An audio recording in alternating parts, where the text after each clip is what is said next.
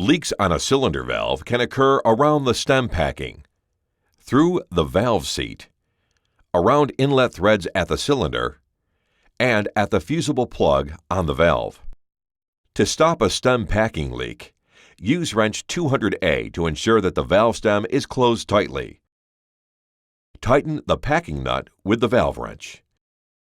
To stop a leak from the valve outlet, apply and tighten the valve outlet cap using the valve wrench. Open and tightly close the valve stem several times. This may remove any foreign material from the stem or seat, allowing the valve to seat off. Slowly loosen the valve outlet cap. There will be chlorine trapped between the valve stem and the cap. After the trapped chlorine has dissipated, check for leaks. If no leaks are found, the cylinder can be connected to your process. If the cylinder is not to be used immediately, replace the valve outlet cap.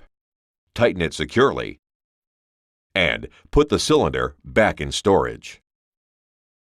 If the valve inlet threads are leaking at the cylinder, slowly tighten the valve into the cylinder by applying steady pressure with wrench 201.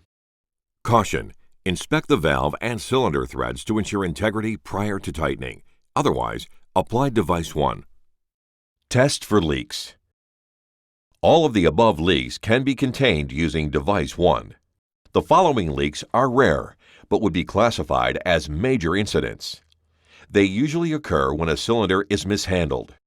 For example, if the valve protective housing was not in place when the cylinder was being moved.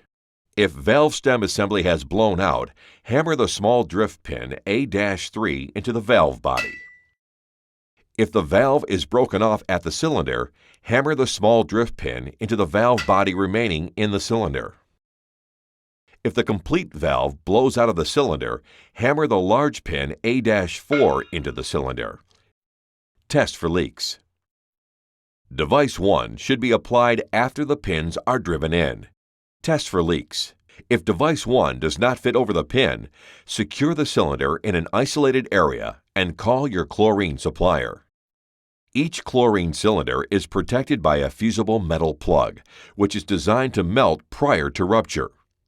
The fusible plug is usually a screwed plug into the valve body, but also can be fusible metal poured directly into the valve body. If the leak is at the threads of the fusible plug, use wrench 203 and tighten the fusible plug slowly. Do not over-tighten. Test for leaks. If the leak continues, saw off the fusible plug flush with the valve body and file the surface smooth. Apply device 2. If the leak is in the fusible plug metal, file the surface of the fusible plug smooth if necessary and apply device 2.